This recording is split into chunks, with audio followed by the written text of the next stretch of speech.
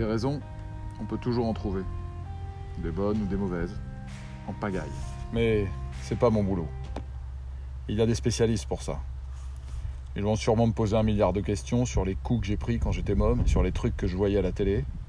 Après ça, ils me montreront des tâches qui ressemblent à rien. Et ils attendront que je leur dise à quoi ça ressemble. Je mourrai pas gibier de Alfred, qui s'est directement inspiré du roman de Guillaume Guéraud. Ça raconte dès la première page l'histoire d'un adolescent dans le Médoc qui va tuer toute sa famille et les invités lors du mariage de son frère. Et le reste de la BD, donc, va essayer de nous faire comprendre la grande question qui est pourquoi. Ça se passe dans le Médoc, dans un village reculé où il n'y a que 2 horizons possibles, la scierie ou le château de Vigne, parce que c'est les 2 piliers de l'agriculture dans le Médoc, et où il y a une forme de misère sociale, économique, culturelle pour pas mal de gens, qui va déboucher sur de la violence. Guillaume Guéraud est un romancier né à Bordeaux il y a une 50aine d'années. Il a gagné des prix pour le roman initial.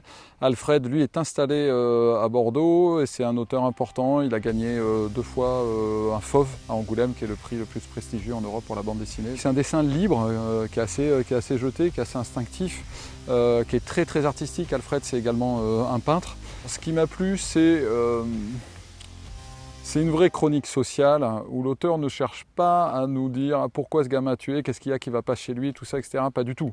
Ce qu'explique ce livre, c'est comment une misère sociale, une misère économique, une misère culturelle va faire en sorte que la violence devient un mode de relation entre les êtres humains, et ça reste quand même assez universel. Ça va se rapprocher d'un film comme Bowling for Columbine de Michael Moore, vous savez, le tuerie dans les facs américaines, où ce qui est important, c'est pas tellement le tueur, c'est pourquoi il y a des conditions socio-économiques qui font qu'on arrive à une telle violence, c'est ça qui est intéressant.